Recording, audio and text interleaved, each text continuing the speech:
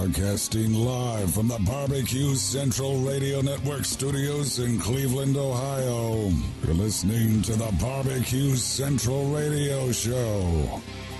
Once again, here's your host, Greg Rempe.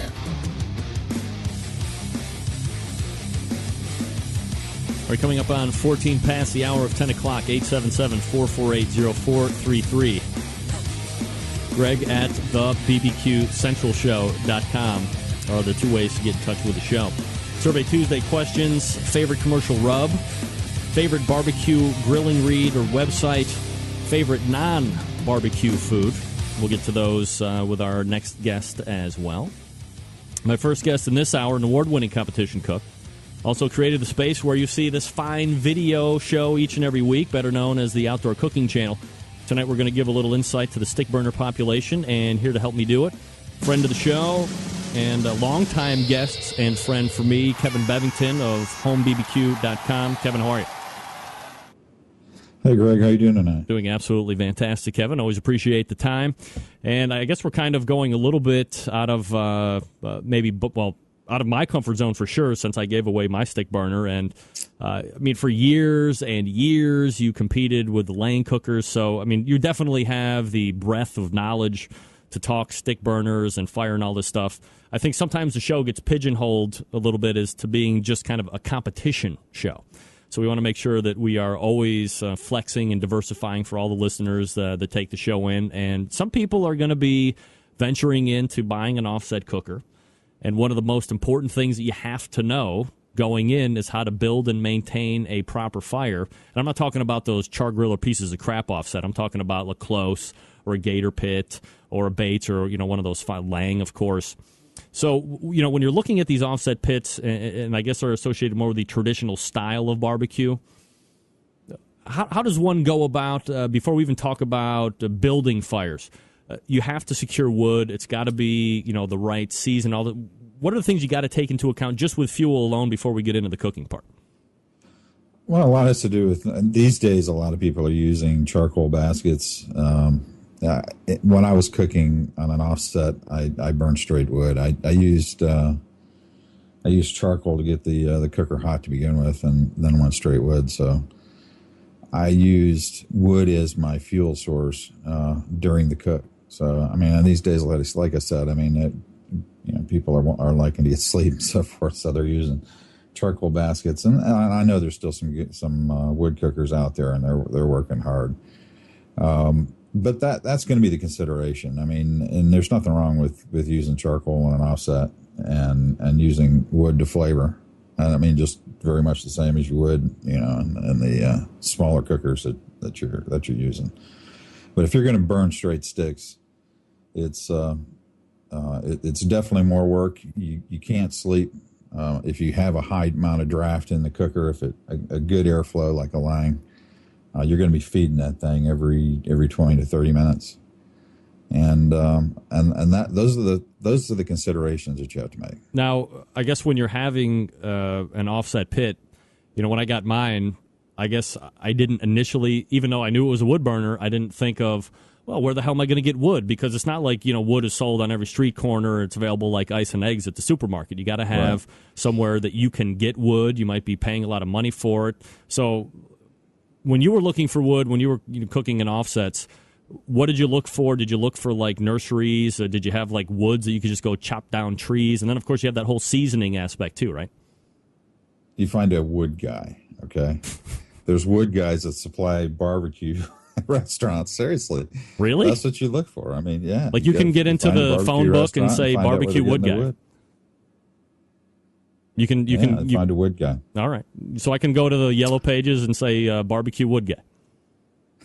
No, but tree surgeons would where you'd start. Those kind of the guys that work on trees, or go to your barbecue restaurant and find out where they're getting their wood. That's probably the easiest thing to do. They'll usually tell you. I found mine by I happened to, if I remember right, I happened to have somebody recommend this guy to me, and I had a special need. I wouldn't cook with anything else but hickory. Now hickory is is prevalent in some areas down here in Florida and in North Florida. Actually, you go to Ocala, the forest area and above, you can find hickory, but down where I'm at and south, it's not real prevalent. So, I had a special need. I mean, you can find a lot of oak down here, so that was no big deal. But to find hickory was a job, and to find it on a regular basis to where I could keep it seasoned, ready to go, that was a job. Now, when you talk about seasoning, probably aside from having a source, once you find the source, the seasoning has to be probably the second, if not like 1A, 1B of importance. If it's not seasoned right, all bad things can happen. Yeah, well, it depends on if you're using it as a fuel source or if you're just using it for flavor. If you're using it for flavor over charcoal, it doesn't need to be as dry as it needs to be when you're using it for fuel. In fact, when you're using it as a fuel source, you're wanting, as little smoke as possible, actually, so you're wanting it very dry. And that's the way I cooked. I mean, I cooked with very dry wood. In fact, whenever I could get away with it, and Claire caught me a couple times, if I got a green, I'd be baking it in the oven. Really? And the house was pretty good. Yeah, sure did. Hey, you do whatever you have to do, I mean, but as far as also, too, you get to a contest, and, the Lang, we had, there was a warming box on the back of it. And it was very warm, obviously, in there. So I would keep the wood in there. That's how I carried a lot of it there. I had a specific amount of sticks that I'd bring with me. And I'd pack whatever I needed, in there, and that's where I would grab it from. So it would already be heated as I stuck it into the cooker, so it'd be still drying out, in the warming box. So, I mean, it's a big issue, obviously. Now, some get to go to extreme. They set up rooms with fans and dehydrators, and I stuck it in my garage, and then dealt with it, as I needed it, in going to a contest. Kevin Bevington joining us here on the show. Are there woods that traditionally work better when you're using them as a fuel source versus some of the other hardwoods, or does it not really matter as long as it's seasoned okay? Well, I guess so. I mean, if you talk to the pellet makers, they'll tell you that. I mean, they'll tell you, oak burns hotter, et cetera, but I just used hickory. I mean, it worked very well for that. And the myth there is that, well, I say myth, but if the wood isn't seasoned, it would give a very strong flavor. But when the wood's well seasoned, it's not going to give a real strong smoke flavor, more a wood cooked flavor. That was kind of the phrase I like to use, because that was more the flavor that you got. And it's different than smoke over on charcoal. And it's different than wood on charcoal. If you're cooking straight wood and that's good seasoned wood, and you got a nice clean draft coming out of that stack, you're not getting a lot of smoke out of there. That's a different barbecue. That's the good stuff there. All right, so let's go ahead and dive into that a little bit, because that's really the only way that I used. I had a 42-inch close offset with a 20 by 20 square firebox. So it wasn't, huge, but for me, it cooked more than enough for my family of 5. So I would wake up early in the morning, like 2 in the morning, and I would put a nice bed of coals down just to get the sticks up and running. But I don't know if I really ever got a grasp of how to build a proper fire in the box and then be able to maintain it without screwing up at some point during the cook. So, after I lay that initial bed of charcoal down and I start throwing sticks on it, how do you build that initial bed of coals, and how are you able to, I guess, is there any way to find like that perfect draft so you're keeping a good bed of coals so you're not always thinking like the fire is going to go out? Well, I mean, when you're using a cooker like that, you have to stay on top of it, obviously. And as far as the coals go, and knowing where to be as far as that's concerned, and I used, and I don't know how familiar you are with the Lang, but the Lang had a bottom that went all the way to the other side of the cooker. I mean, it was a reverse flow, so It funneled the air to the opposite end. The positive part of that was, your soot and your airborne ash, a lot of that dropped, most of that, if not, almost all that dropped before it ever got to the other side. So you could run a live fire in that firebox and really not worry a whole lot about a lot of ash getting on your food. And I know in those, I'm not sure which close you had and so forth, but, you had tuning plates and you would move those plates, I assume. And you probably had to worry about that a little bit, I'm guessing. I never had tuning plates. They said it was too small and it wouldn't be really? Worth Okay. it. Yeah, I just had a big tinfoil pan of water coming from the baffle in from the firebox into the main chamber. That sounds kind of like the first cooker I used as a stick burner was, I lived in Texas for a while. Those that know me, know that, and spent a lot of time in San Antonio. And first wood cooking cooker I used was a New Braunfels Bandera. I had one of the original ones that they made. Their big, heavy cooker. And it sounds a lot like it, except, of course, with the Bandera, you had the upright as well. But but I had the same thing to worry about there. And I started with a water pan and that thing. And then of course, I think my opinion on the water pan. I don't know if you do. Anybody that's read my website knows. But I eventually got rid of it. And I had to worry a little bit about ash there. But that thing cooked some good barbecue. I assume you close did too. I wasn't familiar with the one, the specific one you had, but some people don't like to run a live fire in a firebox. I mean, if you have a good large firebox, you get a lot of air, room for good combustion to happen, and you're not going to have a problem with a lot of creosote ash, that kind of thing. But in the smaller cookers, you will. Did you ever hear of, towards the end before I ended up giving it away, I was cooking, I was running a live fire in it, but instead of closing the door each and every time and just having the baffle open or, regulating the air intake in to keep the fire going, I actually had the door open. And that seemed to let the fire burn better. Yeah, but absolutely. Seeing more flames didn't necessarily translate to that pin on the thermometer going all the way to the top either. It should. Air is heat, and a cooker, air is heat. So the more airflow you got, the better airflow you got, the more heat you got, and obviously the more you got to control it. But but as far as probably the most important thing, and if we get into building a fire on an offset, I can only say what I did, okay, and what worked well for me. I mean, obviously everybody has different things they've done or do, but you have to worry about draft. You have to worry about getting that initial draft to the stack and getting that airflow going, and that's your key. So once you got that draft going, then you can close things up and you get to temp quick.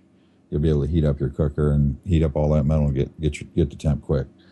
And what I would do is obviously prop the doors open. I'd open the vents on the bottom of the firebox and get as much air as I could moving through that cooker. And the better, the more you do it, some people don't equate that to getting more heat. They actually think it's reverse, but that's what you want to do, in a cooker like that, and get it up to temp as quick as possible. The hotter you can get that fire, the quicker it's going to get up to temp. Because that's a lot of metal. Depending on how large that cooker is, you get a lot of metal to heat up. And once you get it heated up, then it's going to be much, much easier to maintain the temperature in that thing. You can crank it down and it'll sit, where it sits. And once you get it to where, that sweet spot where it needs to be, it's the only maintenance you're going to have to do is feed it at that point. So I guess my next question is this. If you are, somebody told me it was called a pre-burn. Sounds like something similar that you did with the Lang. So I would put one or two pieces of wood ready to go in on top of the firebox to get it, hot. So when I put it in, It would just immediately combust. But I found that I was, more cooking on average. So once the temperature got to X amount, I would throw in another stick, and then it would spike up a little bit. And then, over that 35, 40 minutes, it would start to draw back down again. And once it hit that mark, I would throw another log in, and that's how I cooked. Is that what you're talking about as far as sweet spot, or are you talking about that you're actually able to just add another log in and it will not bump up or down, more than, a handful of degrees? Well, you're going to have a little bit of swing there, and that's just by, whenever you add fuel, you're actually going to get a little bit of a drop until that wood catches. You're going to get a little bit of a peak, and then it'll drop back down, until you're ready to feed it again. But yeah, it's kind of what I'm talking about getting that air, that air intake to a point where you're not having to adjust it all the time. That's pretty much what I'm talking about. Because in the beginning, you're having to adjust that airflow until you get it to the point where, just like, even if you're on a WSM, you got to do that. You got to adjust those vents. You get to the point where you can back those vents off, and just hold a temp. With a WSM, it's always widely recommended to leave that top vent open for exhaust. Is it the same thing with a offset cooker? And pretty much. It depends on how much. I used to run mine, the flue in the stack, almost wide open. And that was just my choice. Some people like to back that off a little bit, decrease that airflow. No, I guess it's personal choice as to what you want to do. I liked a fast airflow. I liked a good airflow through there. That's just the way I like to cook, and it worked well for me. So some don't like to do that. Kevin Bevington joining us here on the show. We're talking about building fires and offsets. And time rapidly going away here, Kevin, so I'm going to kind of put the brakes here on the fire conversation. I do want to bring up the fact that, we are on the Outdoor Cooking Channel. You're on your own Outdoor Cooking Channel right now along with me. This has been a nice little venture that we've been going over the last handful of months, and I just wanted to kind of get an update what's going on with the channel, anything new, any updates, what's happening with OCC. Actually, it was pretty much almost exactly a year ago we started testing it out with putting the show on there live, if you remember. Yeah. You were running alongside your Ustream feed, I believe. Yeah, we're plugging along. I spend a good amount of my week, probably about 20 hours a week, encoding video and uploading it, and doing whatever on top of my my regular duties to try to pay bills. But we're moving along. I've got talks with getting more content on here, and we're moving along in that respect, and we're gaining traffic. Obviously people probably noticed the little banner things on the outside. I want to thank Chris and David, and of course Candy, also that's there as sponsors, and I'd like to get more. Those little banners are very affordable. Just let me know. We've got a couple more. I'm just waiting for banners, and we'll get those in. I've got a couple more of those spots already sold, but we're just waiting for banners on them.